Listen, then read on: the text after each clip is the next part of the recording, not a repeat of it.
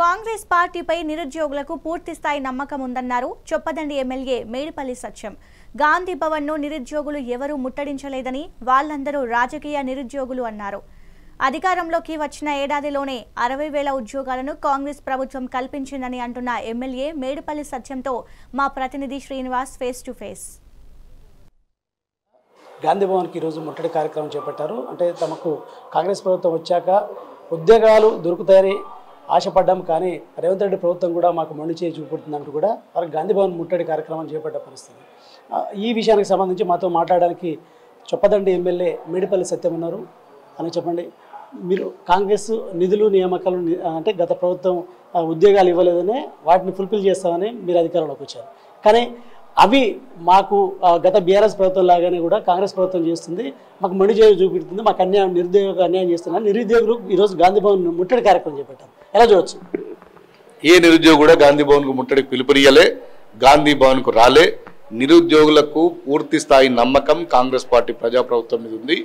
వాళ్ళు ఉద్యోగాలు ఇవ్వాలని చెప్పి డిమాండ్ చేస్తున్నమాట వాస్తవమే. దానికి తగ్గట్టు మేము ఉద్యోగాలు ఇస్తున్నాం, బట్ భర్తీ కూడా చేపట్టారు. నిరుద్యోగుల నుంచి అనేక సార్లు విజ్ఞప్తులు వచ్చినాయి, ఇంత ఫాస్ట్గా మీరు నోటిఫికేషన్లు ఇస్తుంటే మేము అంత ఫాస్ట్గా ప్రిపేర్ కాలేము, మాకు ఇంకొంత టైం కావాలని చెప్పారు. కొంతమంది ఎవరో ఒకరిద్దరు టీఆర్ఎస్ సంబంధించిన వాళ్ళు రాజకీయ నిరుద్యోగులే తప్ప అసలైన నిరుద్యోగులు ఎవరు గాంధీ భవన్ ముట్టడికి పిలుపునియాలి. వాస్తవంగా మీరు జాబ్ క్యాలెండర్ కూడా ప్రకటిస్తామన్నారు, ఇంతవరకు జాబ్ క్యాలెండర్ ప్రకటించలేదు. అదేవిధంగా 58,000 ఉద్యోగాలు కాంగ్రెస్ ప్రభుత్వం ఇచ్చిందని కూడా చెప్తున్నారు, కానీ ఇచ్చిన 58,000 ఉద్యోగాలు ఎక్కడని కూడా ప్రశ్నిస్తున్నారు. ఎలా చూడొచ్చు? 60,000 ఉద్యోగాలు సంవత్సర కాలంలో ఫిలప్ చేసినాం. ఇంకా ఏ శాఖలో ఎన్ని ఖాళీలు ఉన్నాయి వాటన్నింటిని కూడా సేకరించి జాబ్ క్యాలెండర్ ప్రకారం వాటన్నిటిని భర్తీ చేస్తామని చెప్పి మా ముఖ్యమంత్రి గారు అసెంబ్లీ సాక్షి చెప్పిండ్రు. దాన్ని కట్టుబడి ఉన్నాం. ఇంత షార్ట్ టైంలో కూడా 60,000 ఉద్యోగాలు ఇచ్చాం. వాళ్ళు 10 సంవత్సరాలు వాళ్ళకి అధికారం ఇచ్చినా అవకాశం ఇచ్చినా కూడా చేయలేనటువంటి పని మేము ఒక సంవత్సర కాలంలో చేసినాం. మా మీద పూర్తి విశ్వాసం నిరుద్యోగులకు ఉంది. ఖచ్చితంగా మేము ఇంకా మాకు 3.5 సంవత్సరాల సమయం ఉంది. ఈ సమయంలో ఈ రాష్ట్రంలో ఖాళీలు ఉన్న అన్నింటినీ కూడా భర్తీ చేస్తున్నాం. గతంలో అంటే కాంగ్రెస్ అధికారంలోకి వచ్చాక నిరుద్యోగుల సమస్యలు చెప్పుకోవడానికి గాంధీ భవన్కి వచ్చినప్పుడు వారిని లోపలికి గాంధీ భవన్కి ఆహ్వానించారు, వాళ్ళ సమస్యలు విన్నారు, ఆ సమస్యల పరిష్కారానికి కృషి చేశారు. కానీ ఈరోజు అంటే ఈ గత కొద్ది కాలంగా నిరుద్యోగులు వెంటనే అరెస్ట్ చేస్తున్నారు, వాళ్ళని పోలీస్ స్టేషన్లకు తరలిస్తున్నారు. ఎలా చూడొచ్చు అంటారు? అసలు నిరుద్యోగులు ఎవరు వస్తలేరండి, అది మీరు భ్రమపడుతున్నారు. కొంతమంది బీఆర్ఎస్ రాజకీయ నిరుద్యోగులు అంటారు, కొంతమంది రాజకీయ నిరుద్యోగులు వస్తున్నారు తప్ప నిరుద్యోగులు ఎవరు రావట్లేదు. నిరుద్యోగులు ఎప్పుడు వచ్చినా కూడా మేము ఎర్ర తివాచి పరిచి గాంధీ భవన్లో మేము స్వాగతం పలుకుతాం, వాళ్ళతో మాట్లాడతాం, వాళ్ళతో కలిసి ఛాయ్ తాగుతాం, వాళ్ళ సమస్యలు వింటాం, వాళ్ళ సమస్యలు అన్నింటినీ పరిష్కరిస్తాం.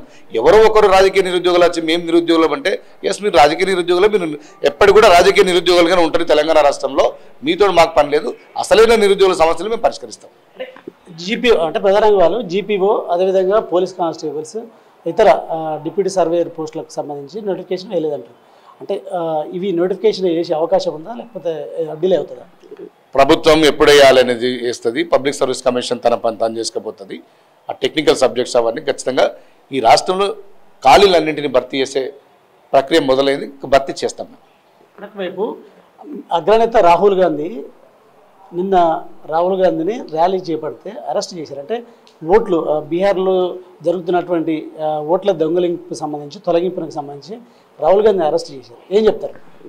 ఇప్పుడు ఓట్ల చోరీ దేశంలో ఏ విధంగా జరిగింది మన లోక్సభ ఎన్నికలు అని చెప్పి రాహుల్ గాంధీ గారు మనం ప్రెస్ మీట్ పెట్టి పార్లమెంట్లో ఎంత చక్కగా చెప్పిండు అనేది ఆధారాలతో ఏ విధంగా చెప్పిండు మనం అందరం దేశ ప్రజలంతా చూసినాం. ఇంకా కూడా మేము ఏం చేయలేదని చెప్పి నరేంద్ర మోడీ బుకాయిస్తుండు. ఇలా రాహుల్ గాంధీ గారి గొంతు నొక్కే ప్రయత్నం చేస్తుండ్రు. ఇలా దేశ ప్రజలందరికీ అర్థమైంది వీళ్ళు ఓట్ల చోరీ చేసి అధికారంలోకి వచ్చారని చెప్పి. రానున్న ఎన్నికల్లో అది జరగకుండా చూడాల్సిన అవసరం ఉంది. ఇలా ప్రతి ఒక్క ప్రజాస్వామ్యం ఉంది, ప్రతి ఒక్క పౌరుడు కూడా రాహుల్ గాంధీ గారు చెప్పింది నమ్ముతున్నారు, రాహుల్ గాంధీ గారి బాటలో పయనిస్తున్నారు. రాహుల్ గాంధీని ప్రజలు నమ్ముతున్నారు, అదేవిధంగా రాహుల్ గాంధీ గొంతు నొక్కుతున్నారు మీరు అంటున్నారు. కానీ రాహుల్ గాంధీ కాంగ్రెస్ నేతలు ఎవరైతే ఉన్నారో ప్రజలే తప్పుదోవ పట్టిస్తున్నారు. ఖచ్చితంగా బీజేపీ ప్రజల పక్షాన ఉంది అంటూ కూడా ఇటు బీజేపీ నేతలు, ఇటు మోడీ కావచ్చు, అదేవిధంగా అమిత్ షా, కేంద్ర మంత్రులు కిషన్ రెడ్డి కూడా చెప్తున్నారు. రాహుల్ గాంధీ గారు వేగ్గా మాట్లాడలేదు. ఇక్కడ రాహుల్ గాంధీ గారు ఆధారాలతో మాట్లాడిండ్రు, సాక్ష్యాలు ఆధారాలతోటి బయట పెట్టిండు, ప్రతిదీ ఎక్స్ప్లెయిన్ చేసిండు, ప్రతి దేశ ప్రజలు కూడా కన్విన్స్ అయినరు. అయినా కూడా ఇంకా బుకాయింపు, మీది బుకాయింపు, బీజేపీలో బుకాయింపు, ఇలా మేము ఏం చేయాలని చెప్పి తప్పించుకునే ప్రయత్నం చేస్తుండ్రు. ఇలా మీరు ఏ విధంగా దొడ్డిదారుని అధికారంలోకి వచ్చిండ్రు, చోరీ చేసే అధికారంలోకి వచ్చిండ్రు అని చెప్పి